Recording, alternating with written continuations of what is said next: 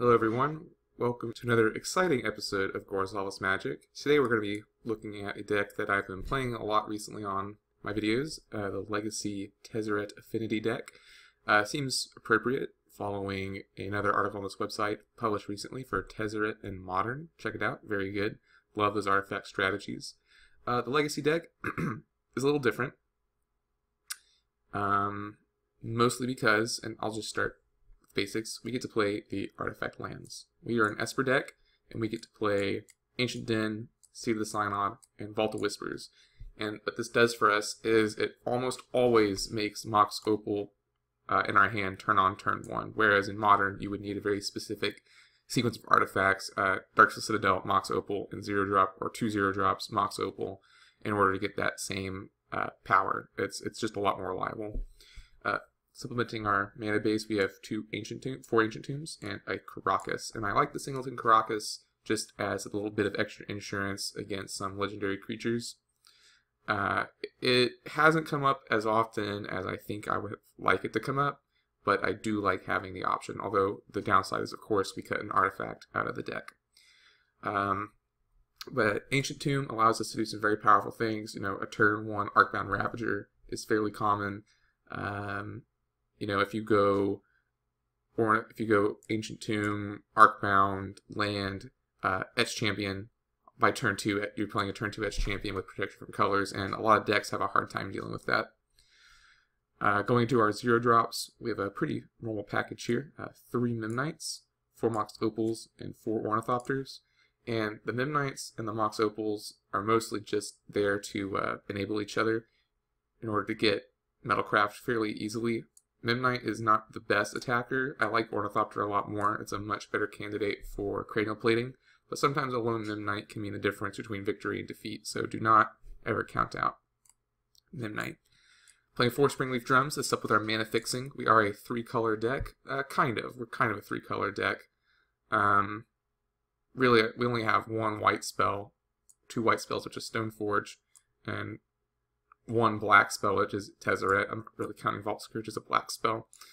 And then, of course, Thoughtcast. So those are our color spells, but generally we're a colorless deck with a light splash in those 3 colors. I guess blue would be our heaviest color if I had to pick one. So yeah, just enables our mana, enables fast acceleration, pairs well with our Ornithopters and Memnites, as it's basically a mana-neutral artifact in that case. And perfect for sacrificing to Arcbound Ravager, who is just as good here, in my opinion, as he is in Modern.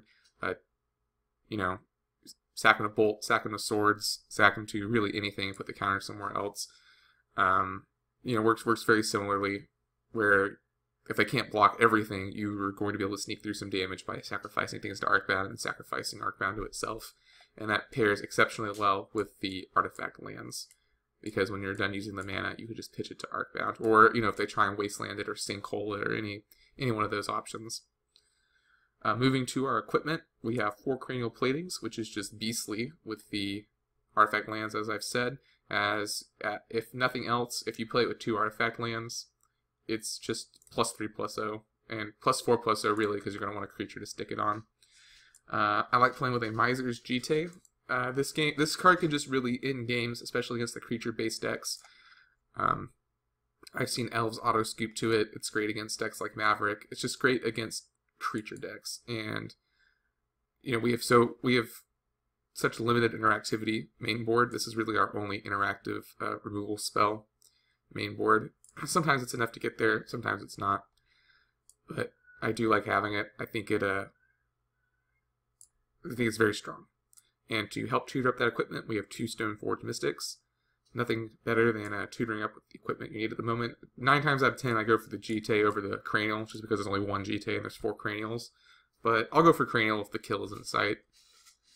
Then we have our best equipment, 2 of our best equipment holders in Vault Scourge. Just the lifelink tends to be pretty relevant in most matchups. And then we have 3 Etch Champions, who is basically the original True Name Nemesis. And, you know, he's obviously blockable by a lot more things and doesn't have 3 power, but he gets the job done. He's pro colors, which is nothing to sneeze at. Really the only deck that can effectively interact with that is something like Cloud Post or Mud, and I board them out in those matchups because they have blockers for them, but they still don't really have any like direct removal spells to get rid of them. 4 Frogmite.